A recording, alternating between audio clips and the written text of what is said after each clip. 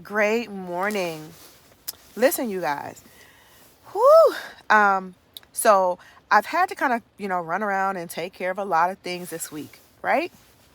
Um, but the Lord has not forgotten about you, and He has definitely given me a few things that I need to talk about this week. The first thing is love. Um, and the title of this one is called Easy to Love, right? I was like, okay, easy to love. I'm all excited about it, right? But then he sends me to Luke 6:35 and 38. And that says, here we go, y'all. Luke 6:35 through 38. It says, but love your enemies and do good, and lend, hoping for nothing again.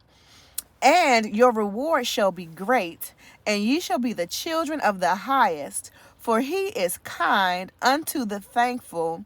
Oh, to the unthankful, forgive me, for he is kind to the unthankful and to the evil. Then it says, be ye merciful, as your Father also is merciful. Judge not, and ye shall not be judged. Condemn not, and ye shall not be condemned. Forgive, and ye shall be forgiven. Give, and it shall be given unto you. Good measure, pressed down, shaken together, and running over, shall men give unto your bosom. For with the same measure that you meet withal, it shall be measured unto you again. Listen, I already know, most people are like, oh, that scripture, they thought it was just for offering. No, baby, not just for offering. Not just for offering. Then he went on to tell me this, that I was like, what? Mind blown, right? But he went on to tell me this. He said, loving those who love you is easy. What reward should you get for that? That's easy to do. But it's when you love those that are not easy to love, those who talk about you, those who don't wish well on you or for you, those are the ones that you're supposed to love. Those are the ones that you are supposed to, it says, love your enemy. Y'all, that takes a lot of Jesus. Okay? That takes a lot of Jesus to love your enemy. And even beyond that, knowing that loving is a choice. Most people think love is a feeling. No, love is not a feeling. John 3:16, it says that God so loved the world that he gave his only begotten Son, that whosoever believeth in him shall not perish. I'm going to ask you this, though. Could you give your only child? I'll wait. I know what my natural flesh answer is, but even Abraham was asked to sacrifice his son. Imagine how hard that was.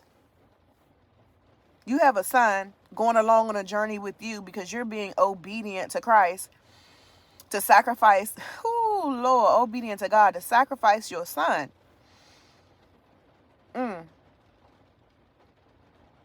And when God sees that you are faithful and that you will do whatever he tells you to do, he gives you a ram in a bush. Lord, I thank you for the ram in the bush. I thank you for Jesus Christ right now. Woo.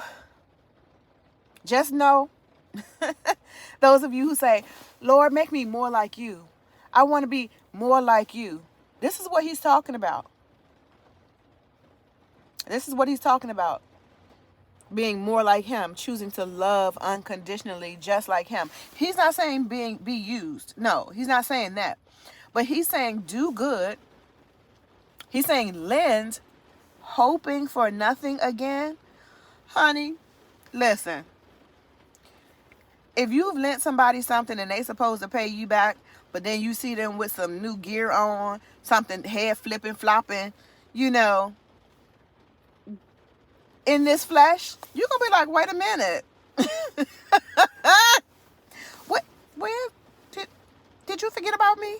You know, that's humanity, but that's not God. That's not God, right? So anyways, I just stopped by to tell you that Luke 6:35 through 38. Again, this says, but, it says, this is what it says. It says, but love ye your enemies and do good and lend, hoping for nothing in return. And your reward shall be great.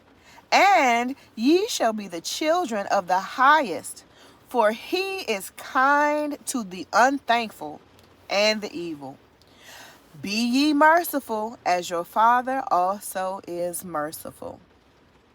Listen, I love y'all, and I know he loves us, and that is why his love speaks, right? Until next time, peace.